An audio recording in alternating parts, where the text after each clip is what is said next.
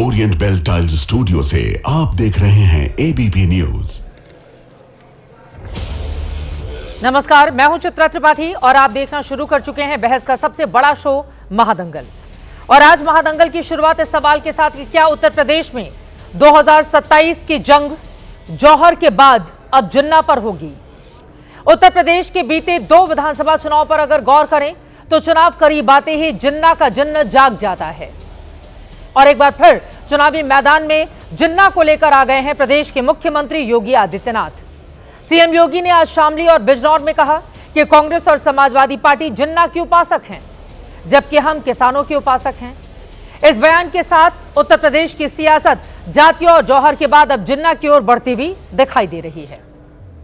यानी बीते दिनों समाजवादी पार्टी के प्रमुख अखिलेश यादव और सूबे के सीएम योगी आदित्यनाथ में जो जुबानी जंग चल रही थी उसमें नया शब्द फिर से जुड़ चुका है। विधानसभा चुनाव के ठीक पहले जिन्ना। अगर आप 2027 के लिए उत्तर प्रदेश का चुनावी कार्ड खोलकर देखेंगे तो उनमें आपको यही शब्द मिलेंगे जो आपकी टीवी स्क्रीन पर हैं। शमशान, कब्रिस्तान, श्री राम, हनुमान, धर्मयुद्ध, ईदगाह, सनातन मंदिर, मस्जिद, मथुरा, काशी और अब जिन्ना की एंट्री। लेकिन होना यही चाहिए कि चुनाव के पहले ही सही कम से कम चर्चा रोजगार पर हो, शिक्षा पर हो, बढ़ती महंगाई पर हो, कानून व्यवस्था के मुद्दे पर हो, बात विकास की हो। लेकिन 27 के सियासी शब्दकोश से ये शब्द गायब हो चले हैं। सवाल है आखिर क्यों? इसीलिए महादंगल में आज ये समझना जरूरी है क्या तुष्टीकरण यूपी चुनाव का सबसे बड़ा टूल बन रहा है। सवाल ये क्या रोजगार और विकास के प्रश्न को जिन्ना के नाम पर दबा दिया जा रहा है। और सबसे बड़ा सवाल जब चुनाव 2027 का है तो बहस 1947 के जिन्ना पर क्यों। इन्हीं सवालों पर आज के महादंगल में बड़ी चर्चा करेंगे। पहले ये रिपोर्ट देखिए। समाजवादी पार्टी और कांग्रेस के लोग ये जो जिन्ना के अनुयायी हैं, इन्हें जब भी मौका मिलेगा ये आपको बांटेंगे। श्री अखिलेश यादव जी आजकल बहुत बीच बीच में टिपिर करते हैं। अगर मुस्लिम वोटों का लालच आपको नहीं है तो कहो कि भगवान श्री कृष्ण की जन्मभूमि को तोड़ करके जो ईदगाह बनी उसको हटाओ। दोनों में कंपटीशन चल रहा है कि कौन बड़ा योगी है, कौन बड़ा सनातनी है।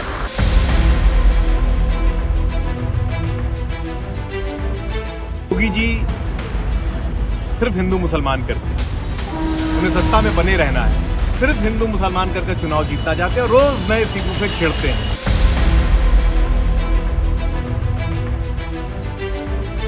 योगी आदित्यनाथ जी उत्तर प्रदेश में न धर्म के नायक है न संविधान के, वो सिर्फ मनुवाद के, सामंती व्यवस्था के, विभाजनकारी विचार के नायक हैं।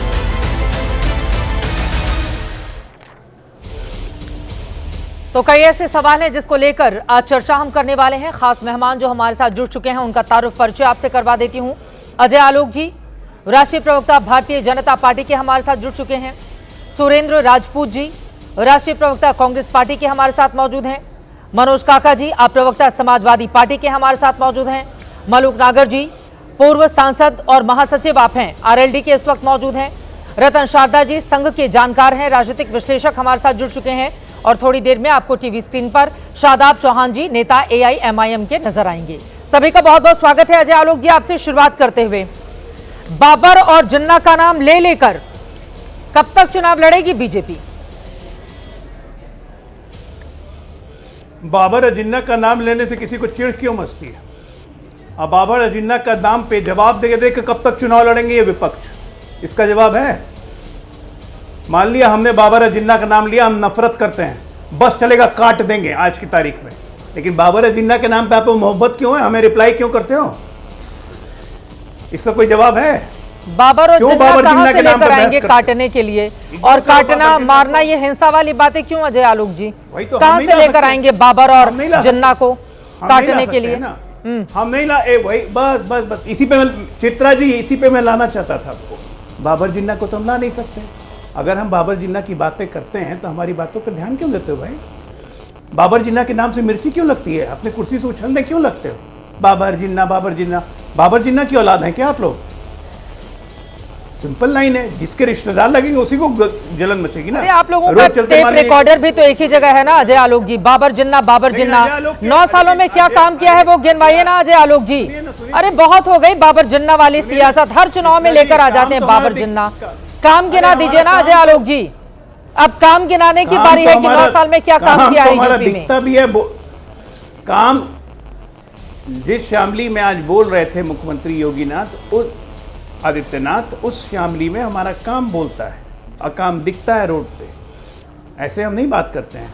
मैं कह रहा था आपको कि अगर रोड पे चलते कोई किसी को कुछ बोल रहा है तो मैं तो रिएक्ट नहीं करूंगा। मैं कब रिएक्ट करूंगा? जब मेरे रिश्तेदारों को कुछ बोला जाएगा, जब मुझे कुछ बोला जाएगा, जब मेरे पिताजी को कुछ बोला जाएगा, मेरे भाई को कुछ बोला जाएगा, तब ना मैं रिएक्ट करूंगा। बाबर जिन्ना के बारे में बोल रहे मुख्यमंत्री, मिर्ची लग रही है अखिलेश यादव को, मिर्ची लग रही है समाजवादी पार्टी को। परिवार की बात तो हो नहीं रही है और ना किसी के परिवार को यहाँ पर घसीट कर लाना है। जब कोई सरकार में रहता है, खुद मुख्यमंत्री हो, नेता विपक्ष हो या बड़ा नेता हो प्रदेश का, तो वो किसी की रिश्तेदार क्या है, कौन किसका रिश्ते में क्या लगता है, इस पर तो चर्चा की नहीं जाएगी और ये विषय भी नहीं होना चाहिए। तो यहाँ रिश्ते की तो बात ही नहीं हो रही है ना अजय आलोक जी। अब बाबर और जिन्ना किसके रिश्तेदार लगते हैं, मतलब अब रिश्तेदारी निकाल कर लेकर आइए। बिल्कुल गलत बात है। बाबर और जिन्ना से रिश्तेदारी किसकी है? नहीं, बिल्कुल गलत बात नहीं है। बाबर और जिन्ना से किनकी रिश्तेदारी है? बाबर और जिन्ना से किनकी रिश्तेदारी है? गलत बात कैसे है? जिनकी रिश्तेदारी है उनको गुस्सा चढ़ेगा, वो जवाब देंगे तो सुने। हमारी तो रिश्तेदारी नहीं है बाबर और जिन्ना से, बिल्कुल दूर दूर तक नहीं। जिनकी है उनको दिक्कत होती है, बिना रिश्तेदारी के ही बाबर और जिन्ना। बाबर जिन्ना सबसे ज्यादा मुझे लगता है विपक्षी दलों के मुकाबले आप ही लोग बोलते हैं बाबर जिन्ना, सबसे ज्यादा आप लोग बोलते हैं बाबर जिन्ना। लेकिन आपने महत्वपूर्ण सवाल उठाए हैं, मैं सीधे आपके पास आते हुए, हम लोग बोलते हैं दर्द क्यों होता है? हाँ ठीक है मनोज काका जी, अगर वो लोग बाबर और जिन्ना की बात बोलते हैं तो आप लोगों को दर्द क्यों होता है? और मेरा ये भी सवाल है आपसे मनोज काका जी, ये भारतीय जनता पार्टी की पिच पर आकर रथ यात्रा निकालना, हिंदुत्व की बात करना, राम का नाम जपते रहना और कहना कि हम तो मंदिर तब जाएंगे जब यहां पर हमारा इटावा वाला पूरा हो जाएगा, तो बीजेपी की पिच पर आकर आप लोग ये जो बैटिंग कर रहे हैं, आपको लग रहा है कि मिलेगी कामयाबी? आप लोग तो पार्ट 2 ही कहलाएंगे हिंदुत्व के मुद्दे पर मनोज काका जी। देखिए चित्रा जी, एक तो मुझे खुशी है कि आपने गंभीर सवाल पूछा है और उसका जवाब कोई वाजिब जवाब नहीं दे पाए। साथ ही से आप पूछ रहे थे कि कौन है जिन्ना का दोस्त कौन है। जिन्ना का नाम जो ले रहे थे उत्तर प्रदेश के मुख्यमंत्री योगी आदित्यनाथ, उनको उत्तर प्रदेश में वनस्पति का व्यापार हो रहा है, उसके नशे में न रह करके कुछ तथ्यों की बात करनी चाहिए। एक मैं डेट बता रहा हूं आपको, 4 जून 2005 की बात मैं बता रहा हूं। 4 जून 2005 को पाकिस्तान कोई दूसरा नहीं गया था, भारतीय जनता पार्टी के। आप देखिए बीच में न बोला जाए, मैं जो बात कर रहा हूं, नशा लेने के लिए देश के बाहर कौन जाते हैं, 4 देश में कौन रहते हैं सब जानते हैं। 4 जून 2005 को आपने कहा 4 जून 2005 के नशे में है, नशा लेने के लिए कौन बाहर जाता है और कौन देश के अंदर रहता है और कौन 12 बजे तक सोया रहता है, ये सब जानते हैं। अपनी बारी में ये कौन सी भाषा है कि कौन नशे में रहता है, वनस्पति के नशे में? मेन मुद्दे पर आइए ना, आप लोग भी भटक जा रहे हैं ना मनोज काका जी। योगी आदित्यनाथ बोल रहे हैं जिन्नावादी, राम भक्तों पर गोलियां चला रहे थे। अब आपने अच्छा सवाल तो पूछा, वही सवाल तो हम पूछ रहे हैं जो आपका सवाल है। यह तथ्य है कि उत्तर प्रदेश में वनस्पति ज्यादा पकड़ी जा रही है, एयरपोर्ट से लेकर के हर जगह। वही मैंने सवाल, और वही 4 जून 2005 को आप खुद पत्रकारिता में थी, आप नहीं जानती हैं? आडवाणी जी नहीं गए थे जिन्ना के यहाँ? और पाकिस्तान के विजिटर बुक में कौन लिख के आया कि जिन्ना महान व्यक्ति थे? कोई समाजवादी नहीं लिख के आया। पूछना चाहिए, अभी आडवाणी जी जीवित हैं, उत्तर प्रदेश के मुख्यमंत्री योगी आदित्यनाथ जी को पूछना चाहिए आडवाणी से कि क्यों लिख के आया कि जिन्ना महान व्यक्ति है। कुछ पढ़ते लिखते हैं नहीं। और किसने नुस्ली वादिया कौन था जो भारतीय जनता पार्टी को सबसे ज्यादा फंड दिया? उसके पैसे से भारतीय जनता पार्टी का पहली बार मुंबई में सम्मेलन हुआ। श्यामा प्रसाद मुखर्जी 41 से लेकर 42 तक वो प्रधानमंत्री थे मुस्लिम लीग के साथ। कौन बताएगा? आप विवेकहीनता की बात वो साथी क्यों करते हैं? क्या तो जिन्ना से सबसे ज्यादा रिश्तेदारी और उसको महान बताने वाली बीजेपी की राम भक्त बना रहे हैं आप लोग अपने आप को, है कि नहीं है? बीजेपी की पिच पर आकर ये जो बड़ा राम भक्त बता रहे हैं, ये भी तो इसीलिए है ना मनोज काका जी की राम के नाम पर बीजेपी चुनाव लड़ी, वो जीत गई, 10 सालों से सत्ता में है, आप लोगों को सत्ता नसीब नहीं हो रहा है तो इस बार पिच ही बदल डालो। देखिए चित्रा जी, जो आपका दूसरा सवाल है बहुत वाजिब सवाल है। मैंने कई बार आपसे कहा है और आप भी जानती हैं, क्या रामायण में चौपाई नहीं है कि कोई नहीं शिव समान प्रिय मोरे अस्पर तीति तजहु जन भोरे। अगर राष्ट्रीय अध्यक्ष जी ने एक संकल्प लिया है कि हम जब इटावा में देवाधिदेव भगवान भोलेनाथ का मंदिर पूरा हो जाएगा उसके बाद वहां आप सबको आमंत्रित करते हैं, इसके बाद जो शिव रेखा पे मंदिर बन रहा हम लोग चलेंगे मर्यादा पुरुषोत्तम भगवान राम का दर्शन करने। हम अगर सिर्फ अयोध्या में, क्या मर्यादा पुरुषोत्तम भगवान राम की जो मर्यादा है अयोध्या तक सीमित है? उनकी मर्यादा तो पूरे विश्व में है, दुनिया में है। जो डॉक्टर राम मनोहर लोहिया का लेख था कि राम मंदिर नहीं बनने दिया गया 500 सालों तक। मनोज काका जी, यही तो पढ़ा कर राम मंदिर नहीं बनने दिया गया कि राम तो हर जगह है तो फिर मंदिर बनाने की जरूरत क्यों है? अब देखिए फिर आप गलत ट्रैक पर जा रहे हैं। फिर ये मत कहिएगा कि केदार भगवान का दर्शन करने के बाद इटावा में राम जी का दर्शन करने अयोध्या जाएंगे, फिर वहीं राम जी की मूर्ति लगा लीजिए, अयोध्या जाने की जरूरत नहीं पड़ेगी। मनोज काका जी, मैं तो उसी विचार का हूं जो कबीर कहते थे। हम तो मानते हैं कि हम में तुम में खड़क कम में घट घट व्यापी राम है। हम राम का नाम लेकर के राम के चंदा चोरी करने वाले नहीं हैं, हम उनके मर्यादा के साथ खेलने वाले लोग नहीं हैं, हम उनके मर्यादा का अनुसरण करने वाले लोग हैं। वो बीजेपी है जो राम का नाम लेती है और उससे धंधा करती है, बिना राम का नाम लिए उसका काम नहीं चलता। वो सेवक रक्षक बनती है और चंदा लेती है। एक तरफ मेघालय में बयान देती है कि सबसे ज्यादा आपको हम गो की मांस उपलब्ध करा देंगे। ये जो जिला वाली पिच है आलोक जी, वो आपको लाल कृष्ण आडवाणी याद दिला रहे हैं। ठीक है, कोई करुणा नहीं हो, वो राम के सभी अनुयायी हो सकते हैं।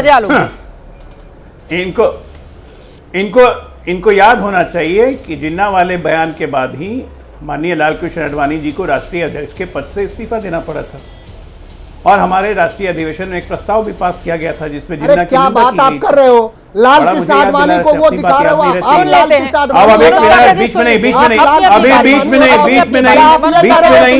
मैं अपनी पार्टी का स्टैंड बोल रहा हूँ। सुन लेते मैं अपनी पार्टी का स्टैंड बता रहा हूँ। जब तब भी था वही था, आज भी वही है। तब भी वही था, आज भी वही है। सुनिए, धैर्य से सुनिए, यही कह रहे हो, धैर्य से सुनिए ना, सुनने अब फिर उछलने लगे। अरे सभ्यता नाम की चीज नहीं है, मैं जानता हूँ समाजवादी पार्टी में, लेकिन सुनना चाहिए ना। बीजेपी से निकाल लीजिए तो सुन लीजिए, पहले सुन लीजिए ना, आप सुन लीजिए ना। ये तो स्वीकार लिया ना आपने, ये तो स्वीकारा ना कि गए थे। बहुत धन्यवाद। गए थे किससे? ये तो सबने पूरे विश्व ने देखा, ये पूरे विश्व ने देखा, ये विश्व ने देखा, लेकिन ये हमारी पार्टी का स्टैंड नहीं है, इसलिए उनको राष्ट्रीय अध्यक्ष के पद से इस्तीफा देना पड़ा। खत्म कहानी। अब एक मिनट, अभी मनोज काका उछलिए मत, सुनिए आराम से। अभी आपने कहा कि वनस्पति के नशे में मुख्यमंत्री रहते हैं। नहीं काका जी, वनस्पति के नशे में मुख्यमंत्री नहीं रहते हैं। मुख्यमंत्री योगी हैं, सुबह 4 बजे से उठ के काम करते हैं। जो उन्होंने कहा कि यो उत्तर प्रदेश की सुबह 4 बजे सुबह से शुरू हो जाती है। नशे में वो रहते थे जो 12 बजे तक नहीं उठते थे। नशे में वो रहते हैं जो आज भी विदेश यात्रा रह के भागे रहते हैं। नशे में वो रहते हैं जिनका चुनाव चलते रहता है लेकिन यहाँ विदेश में हैं। नशे में वो लोग रहते हैं, हम लोग नशे में नहीं रहते हैं। तो इसलिए वनस्पति का नशा हो या किसी और चीज़ का नशा हो या परिवार का नशा हो या सत्ता का नशा हो, तरह तरह का नशा करने की आदत है आप लोग को। ये पूरा देश देख चुका है, बहुत बार तो फोटो वोटो भी निकल गए हैं। इसलिए नशे वशे की बात टीवी चैनल पे मत किया कीजिए। ठीक है, अभी नशे पर बहस भी नहीं हो रही है, इस पर जाएंगे तो फिर बात बहुत दूर तक चली जाएगी। नशे पर नहीं जाते, मेन मुद्दे पर रहते हैं। मैं एक बात और नशा करेगा तो अपना नुकसान करेगा। बोलिए बोलिए बोलिए, बस 10 सेकंड बोलिए। मैं 10 सेकंड और लूंगा, मैं सिर्फ 10 सेकंड। देखिए, कैराना हमारे लिए शामली इसलिए जरूरी है जानना, दर्शकों को भी।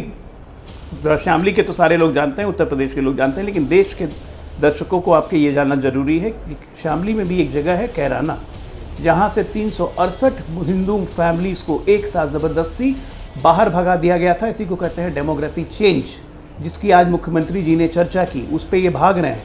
कैसे हिंदुओं का पलायन हुआ? ये वैसा ही पलायन था जैसे श्रीनगर से हिंदुओं को भागने के लिए मजबूर किया गया। जहाँ जहाँ मुस्लिम डोमिनेंस हुई वहाँ से भगाया गया। 2013 से 16 के बीच में, और 16 में हमारे एमपी हुकुम सिंह ने बकायदा इस चीज को उठाया था, रिटन लिस्ट देके। उसके नेशनल ह्यूमन राइट्स कमीशन इसकी इंक्वायरी हुई थी, उसने भी इसको जस्टिफाई किया था। ये सब ऑन रिकॉर्ड्स है। और उसके बाद चुनाव हुए तो अभी कैराना में सांसद समाजवादी पार्टी का है और आरएलडी और समाजवादी पार्टी ने चुनाव लड़ा था शामली में, तो उनके विधायक है वहां पर। बीजेपी तो हार गई थी ना शामली विधानसभा। अगर ये मुद्दा वहां पर जनता के बीच है तो बीजेपी हार गई, न कैराना जीत पाई, न शामली विधानसभा जीत पाई। लेकिन ठीक है, आपका मुद्दा है। मैं सुरेंद्र राजपूत जी सीधे आपके पास आते हुए, देखिए भारतीय जनता पार्टी ने कुछ जगहों पर हारा, लेकिन सत्ता उन्हीं की बनी।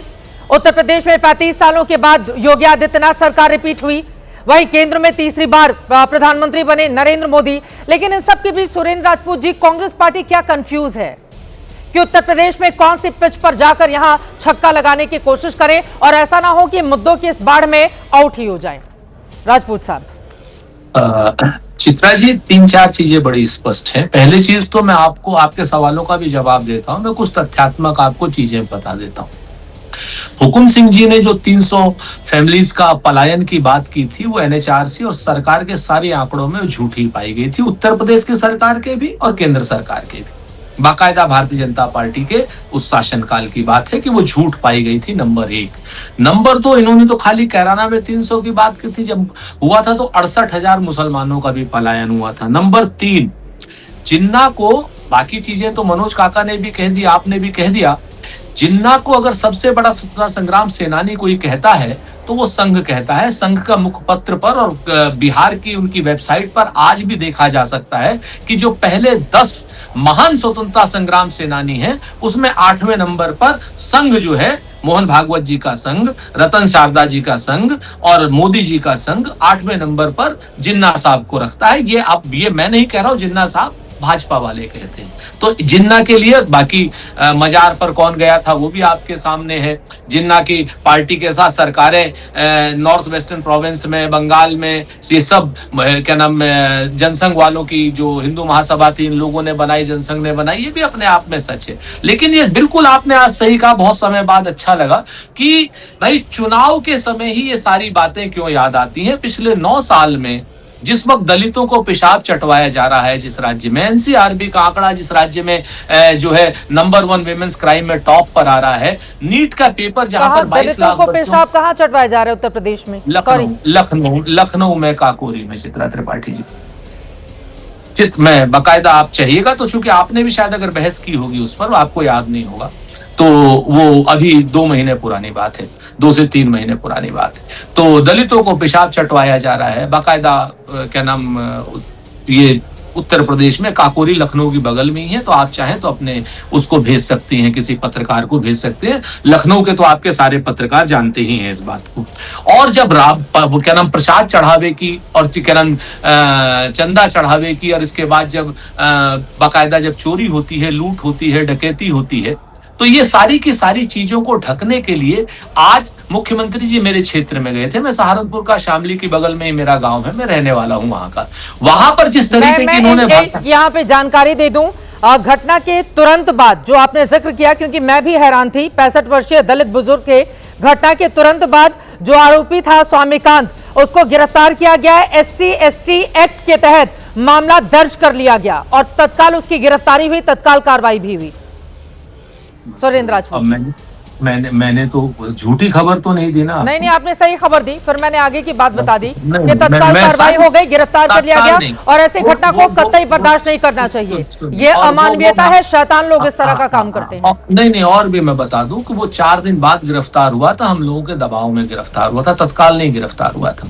तत्काल तो कोई नहीं गिरफ्तार किया था, हम लड़े थे उसके लिए, इसलिए हम आपको बता रहे हैं।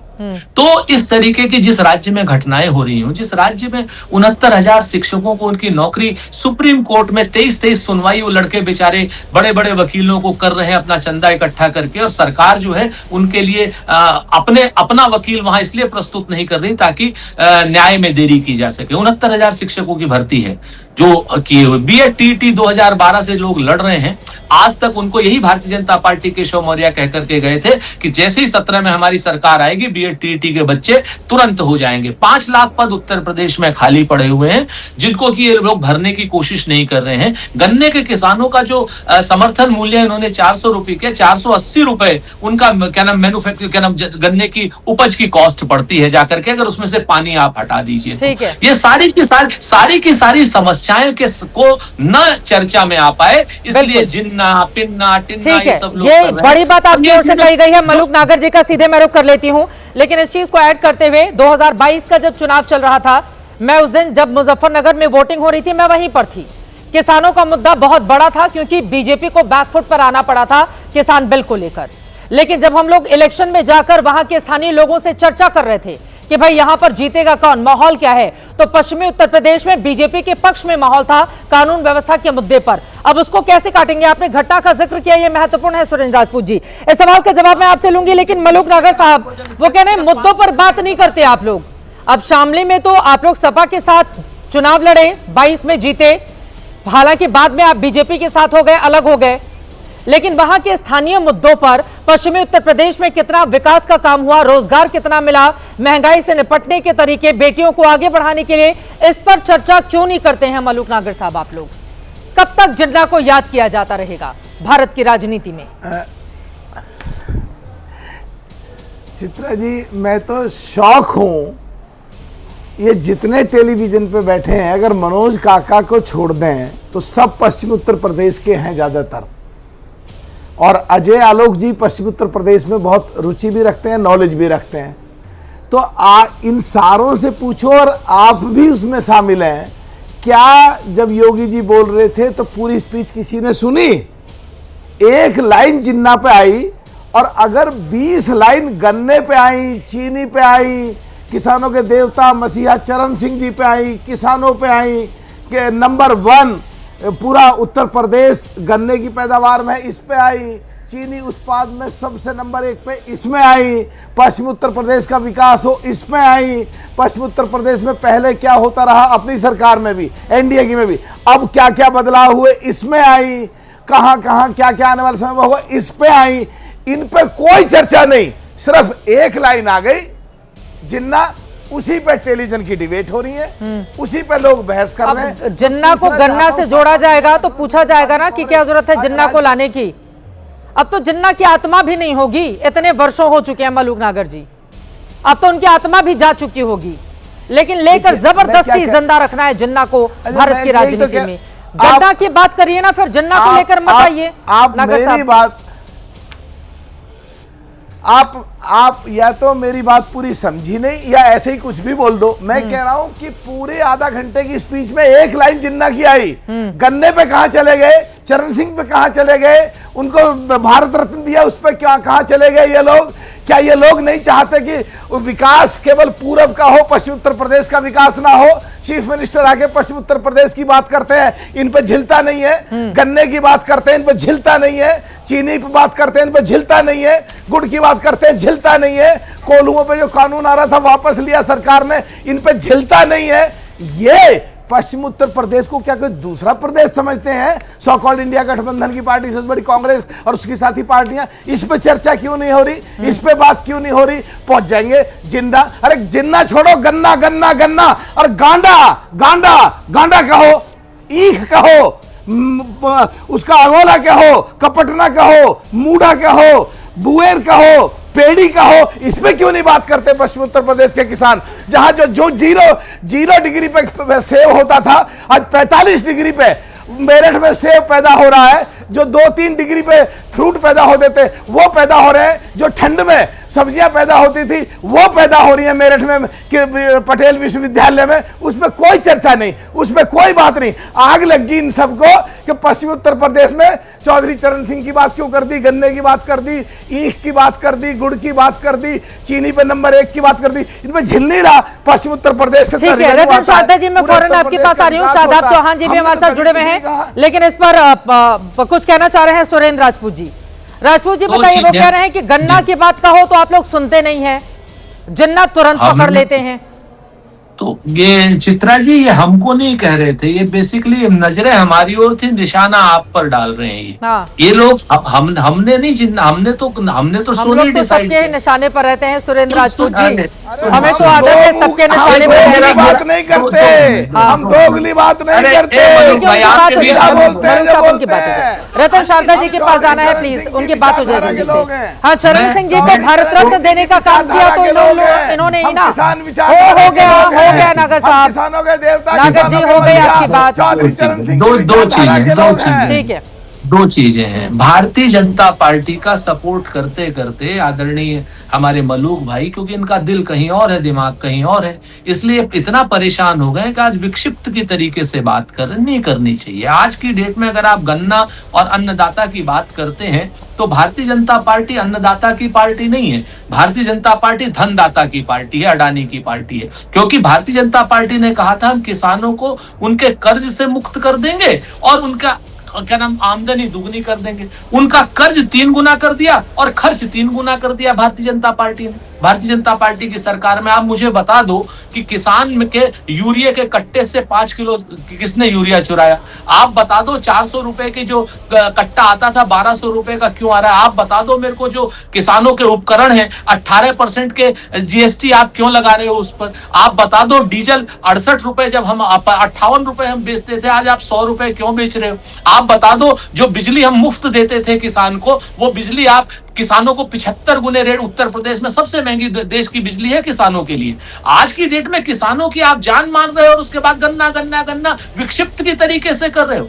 ये उचित है कहीं? पूरे पश्चिम उत्तर प्रदेश के किसान का नाश मार दिया है आपने मलूक नागर साहब। आप उस पार्टी में नहीं हो, मत करो सपोर्ट, कम से कम कुछ तो सच बोलो। चौधरी साहब के अनुयायियों को सच बोलना चाहिए। बोले ना जल्दी से। आप बताओ मेरे को रतन शारदा जी के पास जाना चाहूंगी। ठीक है, इन तमाम मुद्दों पर अब थोड़ा आगे बढ़ते हैं। रतन शारदा जी, मैं फौरन लौट रही हूँ, 2 और मेहमान हैं, उनकी बिल्कुल भी टिप्पणी नहीं हो पाई है। रतन शारदा जी, सीधे आपके पास जाते हुए, ये जिन्ना, शमशान, कब्रिस्तान, श्रीराम और इसी के साथ ही साथ किसी मेहमान ने विपक्ष के ये भी जिक्र किया कि जिन्ना को ज्यादातर संघ वाले ही मानते हैं और 8वें नंबर पर है, इस तरह कह के भी टिप्पणी की गई है।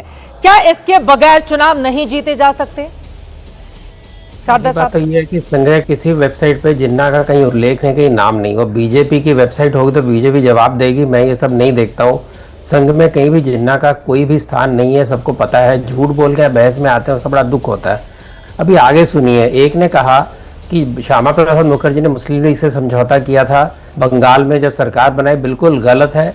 ये समझौता हुआ था कृषक पार्टी के साथ, मुस्लिम लीग के विरुद्ध। तो कृपया इतिहास पढ़ के आए। दूसरी बात इन्होंने कहा हम तो शिव का मंदिर बना रहे हैं, उसके बाद राम मंदिर में जाएंगे। भैया ज्ञानवापी के बारे में आपका क्या मत है? ज्ञानवापी यूपी में है, उसका भी आपने साथ नहीं दिया और यहाँ पर उसका स्टैंड जरा अपना बताइएगा। फिर आप बताइए कि मथुरा जो जी खुद को यदुवंशी कहते हैं, मथुरा में कृष्ण जन्मभूमि, इनका क्या स्थान है? मथुरा कृष्णभूमि की जमीन जो कि इन्होंने ईदगाह को एक झूठा ट्रस्ट बना के जिसके उसको राइट्स नहीं थे, वो जमीन ईदगाह मैदान की कमेटी को दे दी। तो क्या किसके कारण दी? कांग्रेस ने। और इसके बाद समाजवादी पार्टी का क्या रुख है? क्या वो वापस करेगी इस बात को? तीसरी बात, मैं किसे बोला नहीं था, किसे बोला नहीं था, किसी ने बोला नहीं था। बोलिए। लोहिया जी का नाम लेते हैं, इनको शर्म आने चाहिए। लोहिया जी पक्के राम भक्त थे, रामलीला उन्होंने शुरू कराई। उन्होंने कहा राम इस देश के राष्ट्र पुरुष हैं और ये आज जिन्होंने राम मंदिर पे गोलियां चले, अगर उस पिच पे आएंगे तो योगी जी क्यों नहीं नाम लेंगे? अगर ये कहेंगे राम भक्त हो गए सडनली, तो उनका नाम योगी जी क्यों नहीं लेंगे? और जहां तक बात आती है सत्य की, एक कटु सत्य क्या ये नहीं है कि जिन लोगों ने मैक्सिमम वोट जिन्ना को दिए थे, मुस्लिम लीग को दिए थे यूपी बिहार में, वो गए नहीं पाकिस्तान। उन लोगों के वोट बैंक को ये लोग सारे परोसते हैं, चाहे वो समाजवादी पार्टी हो, चाहे कांग्रेस हो। हिंदुओं का अपमान करते रहेंगे, उनकी चाटुकारिता करते रहेंगे। ये जो सारा, अगर ये आप बात करेंगे जहाँ तक विकास की बात है, बच्चा जानता है कि यहाँ पर इस देश के जो नागरिक हैं उनको गालियां दी जा रही है। बोल रहे थे, वो सुन रहे थे, ऐसा नहीं हो सकता। सुरेंद्र राजपूत जी, एक बार उनकी बात हो जाए। आप जब बोल रहे थे वो चुपचाप सुन रहे थे, ये ऐसा नहीं हो सकती ना डिबेट। आपकी जब बारी आएगी आप बोल लीजिएगा, आपकी जब बारी आएगी आप बोल लीजिएगा प्लीज। महिलाएं आपकी जब बारी आएगी आप बोल लीजिएगा। नहीं थे वहां पर, आज आधी रात को लोग निकल के अपने मौज मस्ती करते हैं, ये इनसे सहन नहीं होता। कानून व्यवस्था आपको पता है, वहां के विकास के बारे में यूपी भारत के अंदर 8वें नंबर पर था शायद जीडीपी एसपी में, आज वो टॉप 3 में है। फिर भी कहते हैं कि आर्थिक व्यवस्था ठीक नहीं, इनका कहना है।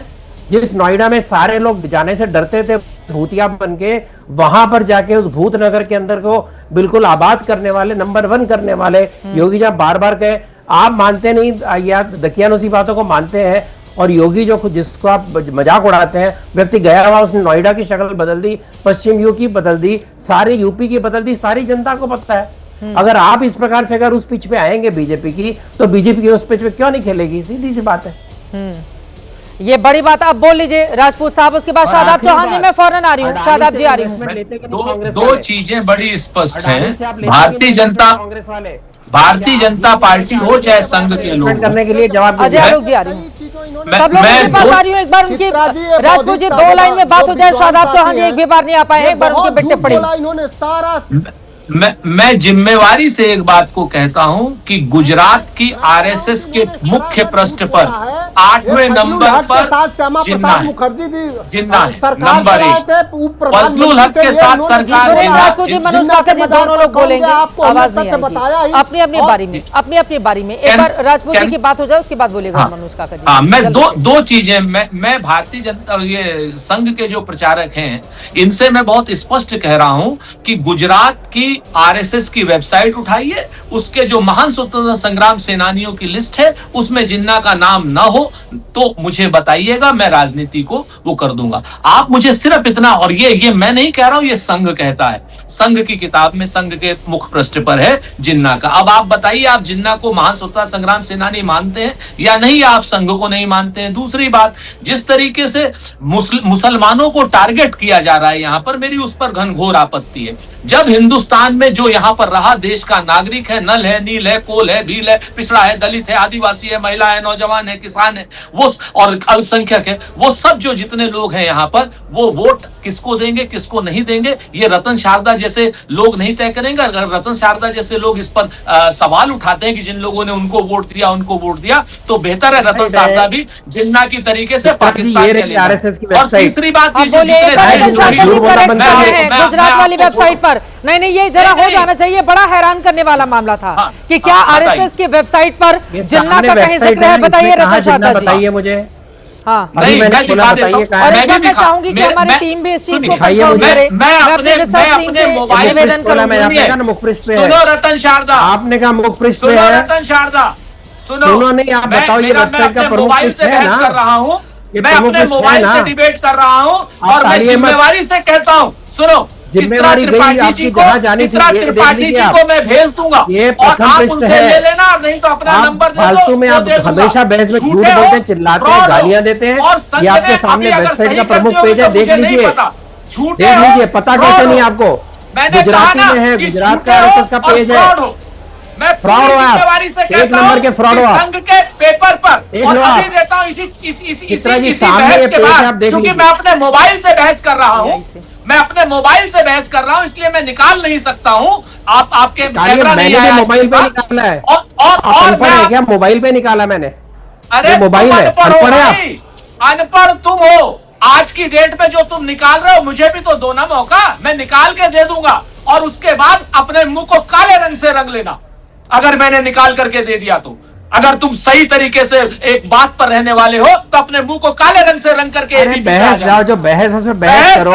जिम्मेवारी से कहता हूं, अभी मेरा मोबाइल से, चूंकि मैं मोबाइल जो बहस चली उसकी बात करिए। मोबाइल से डिबेट कर रहा हूं, आप छापिए, मोबाइल से डिबेट कर रहा हूं, सोशल मीडिया में छापिए ना, दे देता हूं। बहस क्यों करें? आप छापिए, आप सोशल मीडिया में मुंह काला करिए। बिल्कुल छापूंगा, अभी छापूंगा और उसके बाद मुंह काला करके चले जाऊंगा। एक सेकंड, ये तू मैं की बहस में नहीं पड़ते हैं। मैंने भी क्रॉस चेक कर लिया। आप जरा दोनों लोगों की आवाज डाउन कीजिए। यहां पर मैं देख पा रही हूं एक मीडिया रिपोर्ट है जिसमें कहा गया है आरएसएस के शो में जिन्ना, क्योंकि गुजरात से उसका जिसका संबंध रहा उसका जिक्र था। ये जो कार्यक्रम हुआ था 200 लोगों की तस्वीर लगाई गई थी और जिनका गुजरात से कोई संबंध था उनकी फोटो लगाई गई थी। लेकिन उसमें नीचे ये भी लिखा था, जिन्ना के फोटो के नीचे कैप्शन में, एक बैरिस्टर जो पहले देशभक्त था लेकिन बाद में इसी व्यक्ति की वजह से धर्म के आधार पर देश का बंटवारा किया गया और फिर उसकी मुखालफत की गई थी। तो मैं यहां पर जिन्ना को जरा स्पष्ट कर देना चाहूंगी वरना लोगों में कंफ्यूजन हो जाएगा। वैसे ये एक मीडिया की रिपोर्ट है, इसको और ज्यादा क्रॉस चेक किए जाने की जरूरत है। लेकिन ये एक कार्यक्रम का जिक्र है। रतन शारदा जी, इस पर कोई टिप्पणी करेंगे आप? मैं ये देख पा रही हूँ, लेकिन इसमें लिखा हुआ है भाई जिन्ना के साथ, जिन्ना भाई आजादी की लड़ाई में जिन्ना भी एक व्यक्ति था। सुरेंद्र राजपूत जी वही जिन्ना जिसके पास एक बार महात्मा गांधी भी गए थे। उन्होंने मना किया था कि धर्म के आधार पर देश का बंटवारा नहीं होना चाहिए। महात्मा गांधी खुद चल कर गए थे, महात्मा गांधी खुद चल कर गए थे। तो फिर अगर इतिहास के इस तरह के मुद्दों को उठाएंगे, ठीक है, मैंने ये क्रॉस चेक कर लिया, लेकिन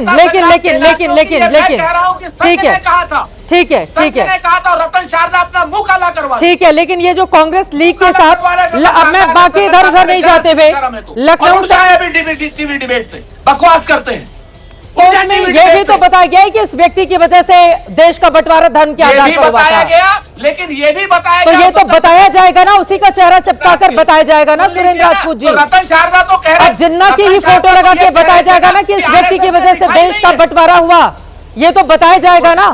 इसको कैसे, अब एक सेकंड मेरी बात सुनिए, नहीं मेरा ये सवाल है, अब इतिहास का जिक्र हुआ है तो बात बहुत दूर तक जाएगी ना। राजपूत जी, अगर आडवाणी जी पाकिस्तान में तब के अविभाजित भारत में पैदा हुए थे तो उसको कैसे आप खारिज कर देंगे? सुरेंद्र राजपूत जी, अगर लाल कृष्ण आडवाणी इस देश के बड़े बड़े, मैं अगर गलत हो करेक्ट कीजिएगा, दिलीप कुमार जैसे बड़े बड़े लोग अगर पाकिस्तान की किसी धरती पर पैदा हुए जो अविभाजित भारत का हिस्सा था, तो उसका जिक्र तो आएगा ना कि भाई पाकिस्तान के यहाँ पर पैदा हुए थे। खैर, इस पर इससे आगे बढ़ते हुए मैं यही बात कह रहा हूँ, वापस रतन शारदा ने तो ये कह दिया था कि जिन्ना का जिक्र ही नहीं।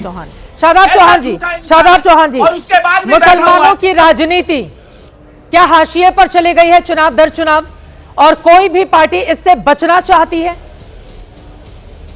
बिल्कुल चित्रा जी, मैं आपकी बात से 100% सहमत हूं कि उत्तर प्रदेश के अंदर नहीं बल्कि पूरे हिंदुस्तान में एक नया पॉलिटिकल फ्लेवर बना है, वो ये है कि सॉफ्ट हिंदुत्व और hard Hindutva, who is better Hindu. Uttar Pradesh में अखिलेश यादव जी पिछले 9 सालों में मुसलमानों पर मॉब लिंचिंग, मस्जिद मदरसा खानका या बुलडोजर का दुरुपयोग कभी नहीं बात करते। अब तो वो संविधान को दूसरे नंबर पर बताने लगे, वो कहने लगे जो सनातन है वही समाजवाद है। ये सब बातें इसलिए करें कि हु इज बेटर हिंदू की लड़ाई चल रही है। अभी मलूक नागर जी ने कहा जिन्ना और गन्ना, जिन्ना की बात योगी जी कर रहे हैं, कल ओवैसी साहब सहारनपुर में आ रहे हैं, हम गन्ने की बात करेंगे। हम पश्चिम उत्तर प्रदेश में हाईकोर्ट बेंच की बात करेंगे, हम उत्तर प्रदेश के विकास की बात करेंगे। लेकिन मुसलमानों को राजनीतिक अछूत बनाने का बहुत बड़ा षड्यंत्र है और समाजवादी पार्टी और भारतीय जनता पार्टी मिलकर रच रहे हैं। कोई नहीं चाहता कि मुसलमानों को शिक्षा, स्वास्थ्य, रोजगार के अवसर दिए जाएं।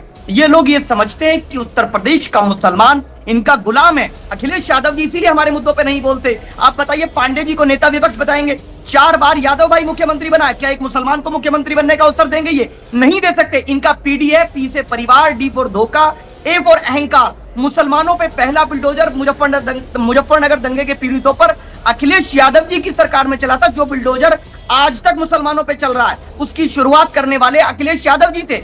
मैं चुनौती दे रहा हूं हमारे समाजवादी पार्टी के प्रवक्ता को कि मुजफ्फरनगर दंगे के पीड़ित जो मुसलमान कैंपों पे रहते उन पे बुलडोजर चल रहा था और दिसंबर का महीना था, ठंड में हमारे बच्चे मर रहे थे और आप सैफई महोत्सव मना रहे थे। ये आपकी हमारे लिए संवेदना है और आप नहीं चाहते कि मुसलमानों के भी अधिकार की बात हो। कितने आंदोलन आपने किए? एक आंदोलन बता दीजिए। ये सिर्फ मेरे वोट बैंक का आपने कौन सा आंदोलन कर दिया शादाब चौहान जी?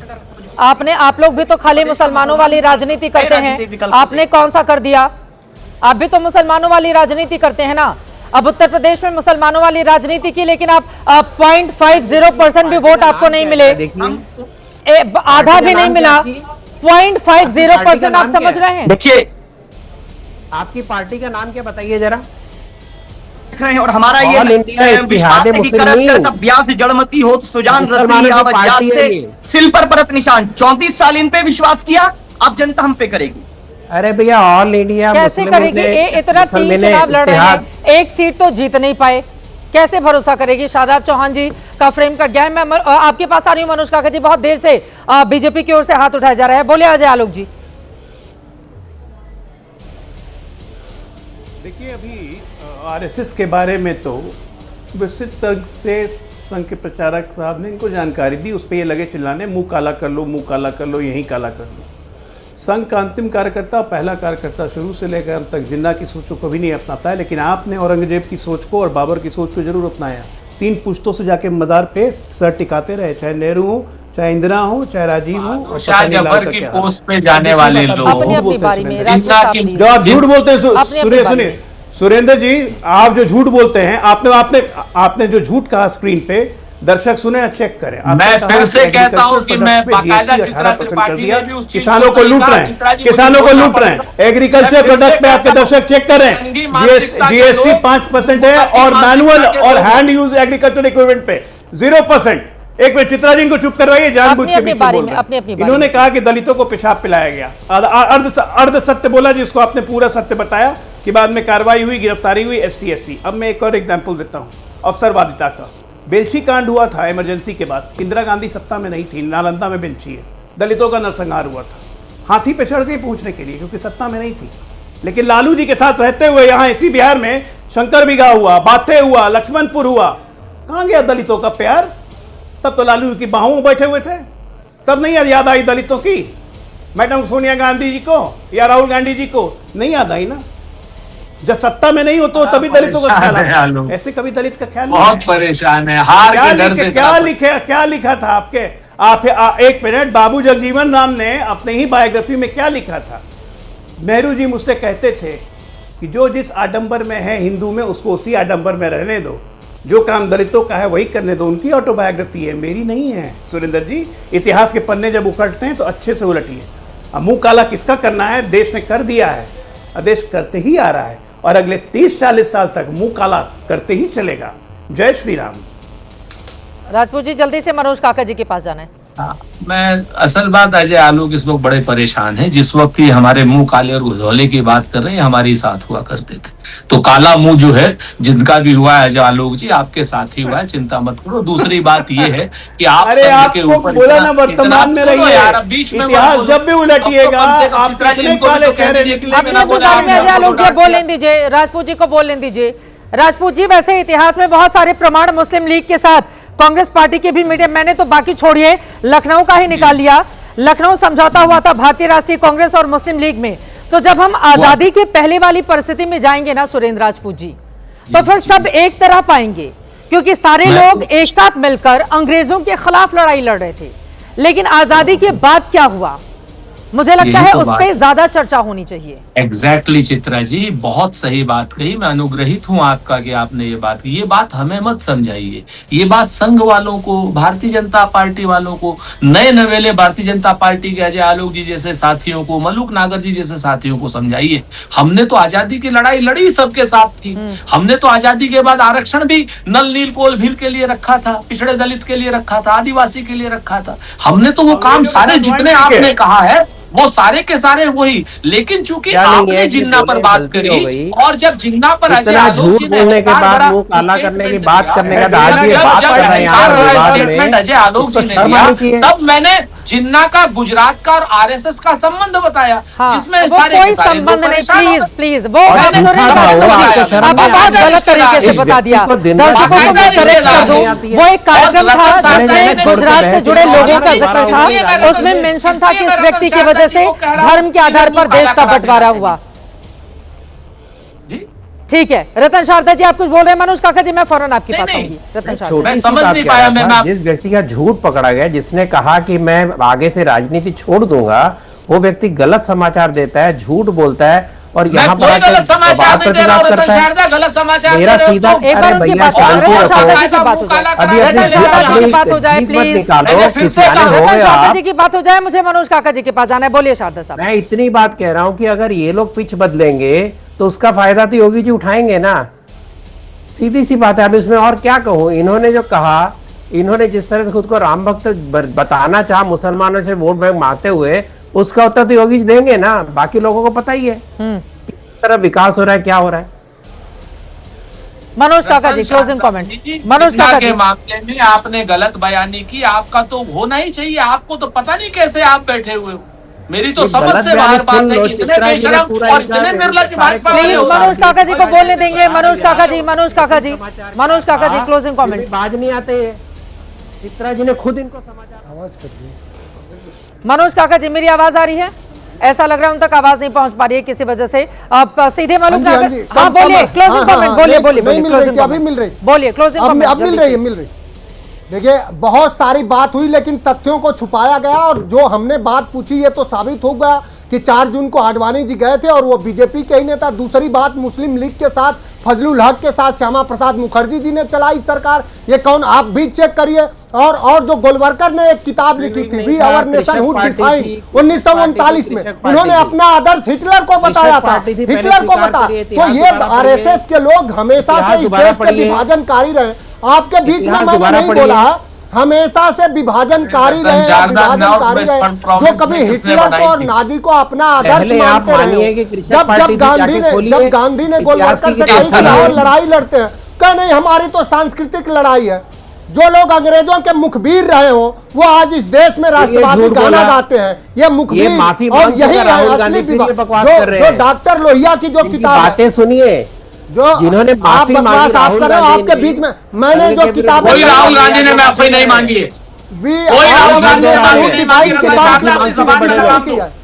चलिए ठीक है, बात निकली है तो बहुत दूर तक जाएगी। जिन्ना को लेकर आरोप एक दूसरे पर लगाए जा रहे हैं, लेकिन अच्छा यही होगा असल मुद्दों पर अगर हमारे राजनेता चर्चा करते ताकि विकास की प्रगति पर यूपी और तेज रफ्तार से आगे बढ़े। लेकिन उस पर चर्चा करने की बजाय ये हिंदू मुसलमान की राजनीति, कोई सॉफ्ट हिंदुत्व की राह पकड़ रहा है तो कोई यहां पर हार्ड हिंदुत्व का एजेंडा लेकर आगे बढ़ना चाहता है। कुल मिलाकर उत्तर प्रदेश से ऐसा ये भी लग रहा है कि जो मुस्लिम पॉलिटिक्स है वो भी हाशिए पर जाती हुई नजर आ रही है।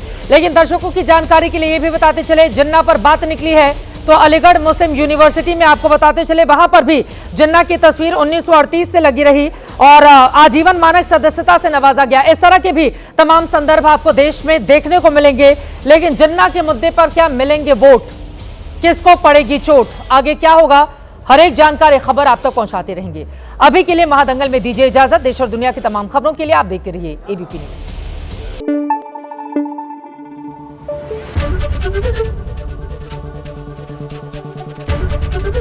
एबीपी न्यूज आपको रखे आगे।